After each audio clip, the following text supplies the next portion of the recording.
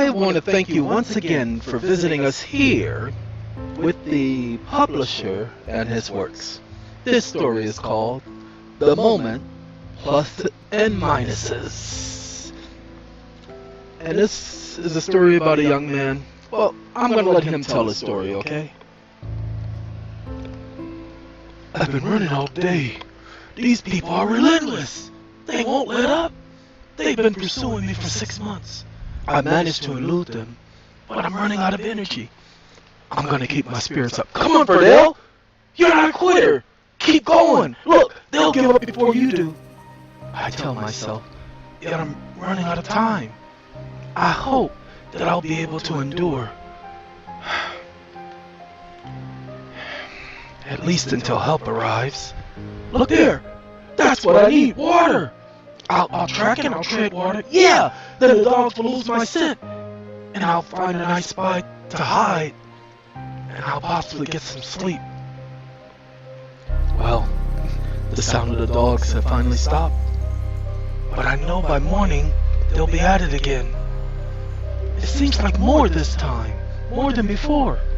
I mean, all the voices? They can't use planes or helicopters. The trees are too thick. Good thinking, Verdell. This was a perfect idea. I'm safe for the moment. Man, just 6 months ago, I was traveling here and I decided to leave the big tour group and hired a scout. He was experienced. He could speak English well. He, however, had been wanted because he was suspected of being a spy. Well, the CBS, Corporal Brigade Security Force, the CBSF, caught up with him. And I was, well, we had just started out. He looked at me, told me that he was a spy, and that if I wanted to live, I had to do what he said. The CBSF ordered us in what I believe to be the Inca tongue to put our hands up. He said, the spy translated. They told us not to move. Well, the spy told me, get ready. I said, get ready for what? He said, when I say go, follow me. I looked and I said, they got machine guns! How are we possibly going to get away? He said, if you don't, you'll be shot as a spy. What have I gotten myself into? He started yelling at them in the Inca language, and they got very angry. And he shook his head and said, no. I guess by the movement of his head, I don't know. Well, he said, now. And we ran down the grass field towards the forest. He told me to keep running and don't stop. Then he said, we will separate. We took a breath, and I said, separate? I don't know where I am. I stand out like a sore thumb. Then he told me, it's the only way. They got closer and the bullets started again. He said, see ya, and took off. I had no other choice. I started west towards the forest, and I heard them. I guess they caught up to the spy. I heard what seemed to be over 2 minutes worth of machine gun fire, then yelling and cheering as if they had won the lottery. Then I still heard them running behind me, but by that time I was in the forest, and they would not come past the first set of trees. They just stopped. Tired and exhausted, I kept running. I thought, I'll put as much distance between me and them. And then finally, I stopped. No change of clothes, a thin jacket, boots, a watch, and a hat, none of which has told the mosquito or other human-sized bugs to leave me alone. No food, just chocolate bars and chips. Oh yeah, and I wear a backpack when I travel. These guys from the CBSF are not bad shots after all. They were, I guess, too far back because 3 of my Snickers bars had bullets in them. My backpack had 9 holes in it. I'm in the forest and there's a lot of wild animals and snakes almost a mile long. Well, not quite a mile long, but I hate snakes! The snakes have heads the size of my 11-inch foot. Boo! Because of all the wild animals I travel on the ground, I grabbed 10 vines, strung them up from tree to tree, and made a hammock. It was not the hotel suite, but it served its purpose. I did not get much sleep that night, or the next 7 for that matter, because I had to keep moving. I could see no end. I kept going, hoping that they would not catch me. I knew that they would not give up. I knew that they were afraid to come in here unprepared. Or maybe they were waiting for the forest to do me in. Or maybe they circled around and are waiting for me on the other side. I can guess all day long, but no one knows where I am. No one knows how I got separated. I was not due back for work for another 3 weeks. Man, how do I get myself into these situations? It reminds me of when I just started working. How I showed up early for work in my new suit. This man approached me and he said, "Hi, I'm Mr. Johnson, productions manager, and I see you must be new." Then he asked me my name, and he said, "Vernell, if you could give me a hand for just a minute, I would really appreciate it, and I will let the head brass know how helpful you were." I thought to myself, man, my big break. I said, "Sure, what does he want me to do?" He said, "I need you to help me carry some paperwork to my car. It will not take long." So we went into the vault, and all of the papers had on them, on the top, U.S. Treasury. And I said, "These are bonds." He said, "Yep. And I have to sort all of them and log each one by number, and it's going to take me all weekend." We loaded the 8 box loads into the SUV, and he gave me a $50 tip. And I thanked him, and he drove off, and I went back and clocked in for my $50 lunch break. Just about 20 minutes later, security and the police were running toward the vault. I paid it no mind. Then my boss told me that everyone had to leave the building, be searched, car searched, questioned by the police. I asked what happened. And the secretary said $906 million had just been stolen. And, well, I kept my mouth shut. They found Mr. Johnson's SUV, and I'm told that he went off to Rio de Janeiro. They sent detective and investigators to get him, but the government of Brazil would not allow it. I lost my job, and the company had to cut back. 40,000 people got laid off. I soon got another job, and it was as a busboy position, paying $4.75 an hour. It was all I could find. Then one day, I received a package at my door. It was a check for $900,000 with a letter from Mr. Johnson. He told me that this was 10% of 10%. He said thanks, and then he said the check. Sorry.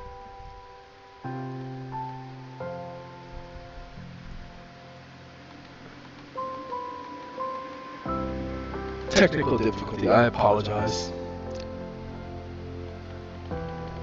Then he told me the check was no good. It was void. That his friend had died and left me $900,000. He gave me the attorney's name and number and told me to go and see the attorney. He had prepared all the paperwork. I was skeptical. Then I did not make my rent, and my car was behind in payments. So I decided, it can't get me worse than this. So I called him. When I did, he met me at work. He had news reporters there, and the manager of the bank handed me a check for $890,890. He minus the attorney's fees, of course. With it, I started my own company, Investment Capital Company. This was 7 years ago. But I don't think that's going to turn out like that this time. Ain't no news reporters, no cameras, no lawyers, no banks around here. Well, for months I've been trying to get out of this place. But the forest is so deep, I can't see the sun. So it appears I've been traveling in circles. And after 5 months, the CBSF finally came in after me. They brought dogs and more men. I'm in the running again. Well, I guess the snake diet that I've been on has caused me to have more energy, because I was considerably faster while they would rest up at night and continue their pursuit during the day. One day, at about evening, I stepped into a hole and twisted my ankle. Then I fell on the snake. Just my luck. All this time I've been throwing boulders at its cousins, and now I guess it was payback. It bit me once, and after I yelled, it bit me again, only to say, I guess, shut up, stupid, and die. Well, it was a poisonous snake. because my body was numb and I was in pain all at the same time. Then I felt myself getting weak and I blacked out. I awoke to find myself in a small village. All of that time, up until now, I'd avoided them because I didn't want them to turn me in. This man, about 4 feet 2 inches tall, stood over me as I woke. I was thirsty, so I gestured for a drink. He spoke, not my language, and was surprised to see me wake. To the best I could figure, I'd been out for at least 3 days. They thought I was dead. He was surprised when I opened my eyes. He held up the snake. Well, he and 8 others. I guess, it was the one that bit me. And they dropped it and buried their heads beneath the cot or bed that I was lying on. They, I can only guess, thought I was dead, risen to life. Soon I realized why they were surprised. The snake that I had been eating was very poisonous. I saw one about 3 weeks later attack a puma, which weighed about 400 pounds. And after it bit the puma, it dropped dead. The snake slithered around to reach the smallest part, the hind legs, and began eating and swallowing it whole. In about 30 minutes, it was all gone. I figured my eating this snake, I have heard the Sema people call Igbakta, has made me rather immune. I had to leave the Sema the next day, as the dogs were approaching, so I said goodbye. They tried to insist that I stay, but if I stayed, some of them, if not all of them, would be killed. They put a net in my bag made out of snakeskin, I guess for me to sleep under, and, well, some other foods and things in my backpack. That was 3 months ago. 8 months now has passed. I'm finally able to camp for the night. I've been running all day. This is the first time I saw that river, so I must be headed in the right direction. I can see little bits of sun, and now I'm heading northwest. They will expect me to head west, because that's the way I started. Or maybe to head downstream, thinking I would contact the first village or city that were along the banks of the river. They probably stationed men there and are ready to grab me, and I don't want to think about it anymore. I made what seems to be the best choice. I have my tour guide brochure, and it's not a very detailed brochure, but Chile is just southwest of this river. Look, like about 100, maybe 200 miles, I guess. Yet there are some big mountains to pass over to get there, and that's all it shows. I'm doing right. I'll try to reach the ocean, spot a ship, or, well, I don't know. Over 100 days and my Rolex is still working. But it doesn't mean go good in here. Time doesn't matter in here. Yeah, but I do know the date. Winter will be here soon. But I'm just south of the equator. I'm safe from the extreme cold for now. I've had to change my diet. The cooking has become a dead giveaway. All they do is find a campsite and pick up my trail. Now I eat grasshoppers, snails, beetles. No, I had no choice. I could not starve to death. I could have stayed near the river and made it safely off of a fish diet, but that would have made it easier for the corporate security force to find me. I'll keep heading in this direction. Well, I woke this morning, felt very rested. And a good thing too, because I heard the dogs again. And they are, as it appears, pretty far back, but they're there. So I was on the move early. After 3 hours of running, I came up on something I never thought I'd see in the rainforest of South America. A desert. For at least 200 miles, no more forests. I can't turn back because they're still there. Okay, time to change the game plan, Burdell. Once they find out that I've gone into the desert, they'll use helicopters and probably trucks. That means I'll keep going until about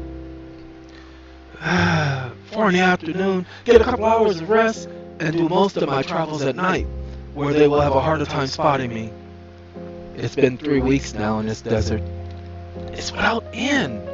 I've been living off Catholic juice, and believe it or not, iguanas and snakes.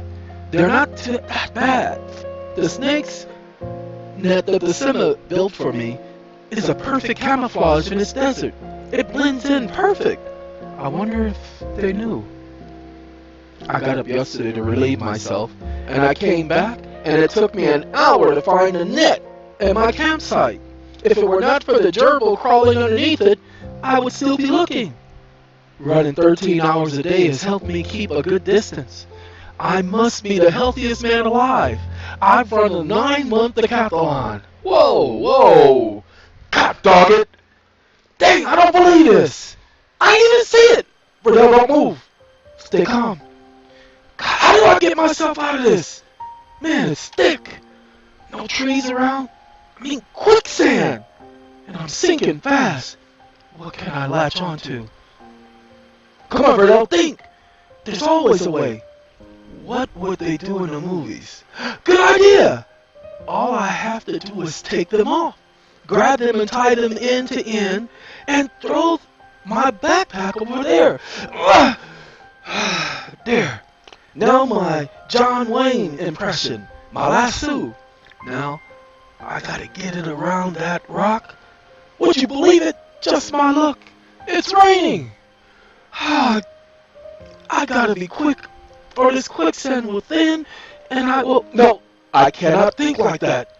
Okay, one more try. I just missed. Let's aim that way. And yeah! Got it! Now all I have to do is pull myself out. I hope the rope holds. Good job, Verdell. You're more resourceful than I thought. I take back all the things I said about you. That took 4 hours. How lucky can I get? It was almost thick enough to walk on. I gotta make up for lost time. Let's go, Verdell. Can you believe it? 5 weeks in the desert, and finally forest again. I guess that's what they mean about the Great Continental Divide. Look, a river.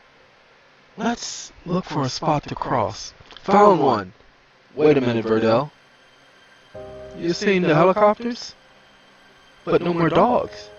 Did they fall for the old trick of the hat over the quicksand? Good thinking, Maxwell Smart. Yeah, I know it's old, but I figured putting my hat in the middle edge of the quicksand would buy me some time. I've been running so hard that I didn't notice that I've not seen or heard of them for days now. Maybe it worked. Maybe they finally gave up. Well, stop it, Verdell. Don't let your guard down. Keep going. Look, there's a spot, but it looks deep. Try to become Tarzan of George of the Jungle. I'll just climb up here. Yeah, and let me get... Okay, gotcha. Take this line and tug on it and see if it feels strong enough. Okay, it's strong enough. Okay, here goes nothing. Wait, what's that? What the? That eagle caught that fish! And before the fish could jump out of the water, another larger fish ate the eagle and the fish in its talon. Oh God, I gotta rethink this. Oh. If I keep heading upstream, the mountains are there, and the snow and the cold. I'll never survive. I can't go back because of the desert. I can't go east because there are just cliffs there. I can go downstream, but that's too dangerous. Well, let me get down, wipe away my tracks, and then measure the distance. Okay, well, here I go. Tarzan would never be eaten by no fish. George of the Jungle, on the other hand? Stop it, Verdell. Okay, focus. Here I go. I'll yell all the way across. Oh! Landed just past shore. But I fell backwards, and I thought, oh no, I'm doomed. The fish were waiting. Then, as I just about hit the water, a rope wrapped around me and pulled me safely to safety. I opened my eyes that I had closed for sheer fear, and I looked, and it was about 200 of the CBSF and Mr. Johnson. He smiled and said that you shouldn't have come here. Then the men grabbed me, and I got hit over the head. I awoke to find myself in a room with a bed, a toilet, and a newspaper, with my picture on the cover, saying that I was missing. that the police investigation discovered that I was last spotted in Brazil, and that it was believed that I was involved in a 900 million bond. That was the name of the case, was dubbed. That my company's assets were frozen, yet still functioning, as the investigation was inconclusive. For Mr. Johnson's hired, the attorney Mr. Johnson hired was very effective in defending myself. My company's assets, assistant executive was running the company and had given discounts to keep our customers invested and interested. He effectively made some very good decisions and has been able to increase profits by 48% in the past 9 months.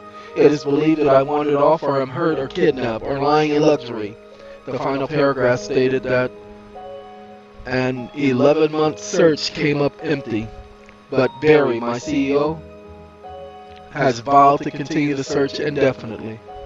After reading this, I ate a couple of chocolate bars and had some chips. It's been 10 months since I tasted chocolate, and it's been somehow reassuring. There were no doorknobs on this side of the room. The light stayed on, my Rolex, backpack, and everything else was gone. Sorry. I don't know what day it is. The newspaper says July 3rd, but if that is the case, that means that I've been out for 2 weeks. That's not possible. Oh no. What the? Needle holes? These people have been drugging me. No one knows. The containers of bottles of water mean I can't drink the water and no shower. I still am in the same clothes, and I smell bad. Then as the hours what seemed like hours passed, one of the Corporal Bay security officers came, and he spoke English. He told me to follow him, and I said, "Why? Where are we going?" And he said he was not permitted to discuss anything with me, but I will soon be free. So I went with him. We walked for about 800 yards. This is a compound or something, with huge walls, and the CBSF with machine guns are everywhere. Then he opened the door and he showed me inside, and told me that would be my room, and that there's clothing, a TV, and running water inside. Then he said, "In about 2 hours, Mr. Johnson has invited you to join him for dinner." So I went inside, thanked him, and it was no room.